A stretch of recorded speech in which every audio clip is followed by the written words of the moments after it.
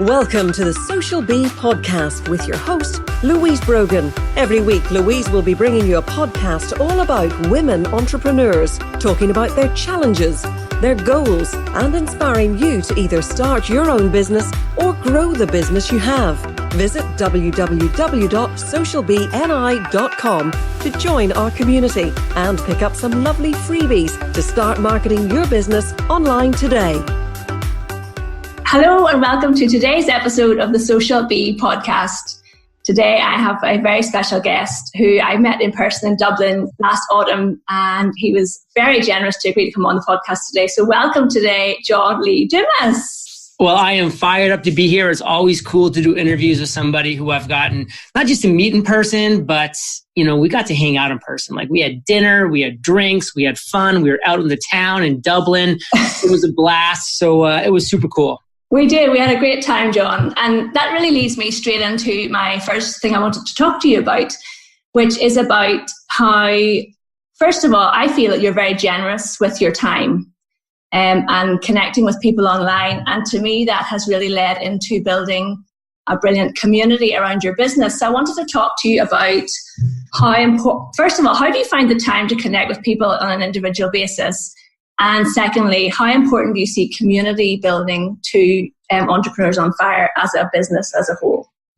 So I'll actually answer those questions in reverse, because I truly do believe that building community is the most important thing that we can do here in 2019 and beyond, because we're just living in this world that more things are happening all the time. It's getting louder, it's getting noisier. And those people that can build, not a 1 million person community, not a 100,000 person community, but like 100 to 1,000 person community has so much opportunity, so much value, and there's so much possibility there if you're just willing to go niche and to stand for something meaningful. And again, I love, that phrase that the riches are in the niches, because they truly are. And also, love me or hate me, because there's no money in the middle. So stop being afraid of being polarizing. Like, I don't care if people absolutely hate and are turned off by my energy. Good. Go find somebody that's boring and lame and go follow them. And that's fine. Go do that. But if you want smiles and energy and fun and positivity and all that stuff, then consume my content and follow me on Instagram and do those things. And that's what I'm going to bring. And I'm not going to pretend that every single day of my life is rainbows and unicorns, because it's not. I have crappy days. I have bad days. I have all the days in between. It's just life, what happens. But when I want to bring myself to an interview, to a social media post, whatever it might be, I'm going to bring the best version of myself in that moment. And I'm going to be proud of that. So that's very important. So kind of want to just answer that second part first, because I think it's really important. What was the first part of the question? It was about how, even though we met in Dublin in person, I feel that I really have connected with both you and Kate because, really through your Instagram messaging, you're so generous that you respond to messages, and I think that you must have so many millions of followers, but yet you take the time to reply to people individually, and I think that is really valuable. And part of me thinks, well, how do you have the time to do that? Yeah, so that does segue perfectly into both questions, because it is one and the same, and the value of community, and that I do just put a priority and an importance on that. But at the same time, I'm smart about it. So I literally do have a schedule that I follow, and part of my daily schedule, I have a blocked off time that says, go into Instagram and answer DMs, answer direct messages. And I do that. And that is a block of time that I do every single day that I can just focus on and make sure that I am there for people that are taking the personal time out of their life to send me a personal message on a platform like an Instagram. So I have that block of time, Louise. I go in there and I have 30 minutes. I set a timer and I go to there's some and Instagram. I click on this little filter and I click on the unread function part of it. So it just shows me the unread messages, and I love that. And then I go through, and something that they added pretty recently too, which, I think has been super cool that I've been utilizing the crap out of, is the little microphone feature, right? I just hold down the microphone. I'm like, hey, Louise, thanks for dropping that DM. It means a lot, And you know me, it's my voice, just like most people who follow me via the podcast or other social media channels, they know the sound of my voice. So now they know it's me. And that's important, because if I'm going to spend my time actually responding to the DMs, which I do. All the typed ones you've ever gotten were from me. All of the little emojis you've ever gotten have been from me. But I want people to know it's from me. So I'm willing to go the extra second or two to tap that microphone button and leave a voice message. And I think that extra step is worth it, because now people are like, oh, wow, now I know this isn't just John's VA going through and doing the thing, but it's actually John taking the time out of his day to respond personally to me. And guess what? That person's going to be much more likely to go and subscribe to my podcast, or to tell their friend about my podcast, or when I come to their town, or their city on a trip, wanting to hang out and do something and hang out with myself and Kate and have a fun time. Like, we did that, Louise, at like every different place. Like, we were with a different, Fire Nation or a group of Fire Nation people, and it made it so much fun. Like, next year we're going to Moscow, St. Petersburg, Riga, Krakow, and then we're spending 5 weeks in Paris. And like, so during that time, like, I'm just excited to see who is it going to be that reaches out to us and says, you're in Moscow, I love the show, let me show you around. Like, that's super cool. And to me, that's part of the community. Yeah, well, interestingly, yesterday I was at Facebook Gather, which is a big European-wide conference. It was invite only, and it was in Dublin. And because we met Carmel Siri with you the night we went out for dinner, and Carmel and I have kept in touch. So she wasn't at the Facebook event, but we reached out and said, I'm coming to Dublin. So she came and met me for a coffee, and it was so nice. That's cool. Now you have like a friend in Dublin. You just see how it grows like that. And then, who knows, next time like she's up, your neck of the woods, or you're back down in Dublin, like you're going to get together and you'll meet another person through her, or she'll meet somebody through you. And that could turn into something incredibly special, or not, but it's a win for everybody. Yeah, no, I love it. I love it. So, John, how do you, taking that the next step further, having those connections, how do you turn that into actually converting people into becoming clients and customers in your business? Yeah. So for me, it's just all about really dialing into their pain point. I think a lot of people really go superficial. Like they know their audience, and then they say, okay, like these are a couple, things that I want to offer to you. But what's the real pain point? Like, what is something that just like keeps Louise up at night? Like, what's something that just keeps, like Sam or Tom or Sarah just from taking that next step? Like, what are those real deep pain points that if you can solve, you can hand forward that solution in the form of a product or a service or a community or a free course or a podcast episode? What can you give them that's enough value that's creating the complete solution to that problem? That's the next step in the process. So I think a big problem a lot of people make is they just don't have enough conversations with their community. And during those conversations, if they're even having them, they're not asking the most important question is, what's your number one struggle right now? What's your number one struggle? I care about struggles 2 through 10, but I care a lot more about your number one struggle right now. Because if I hear enough people having a similar struggle to your number one struggle, then I'm going to take the time, energy, and effort to create an amazing, all-encompassing solution to that struggle. And then I'm going to offer it to you in that product, that service, that community. And that's where we've had all of our multi-million-dollar wins have been for creating real solutions to real problems. Yeah. And I know that you have Podcasters Paradise, and you have like the Mastery Journal and the Freedom Journal. And the Podcast Journal. And the Podcast Journal, of course.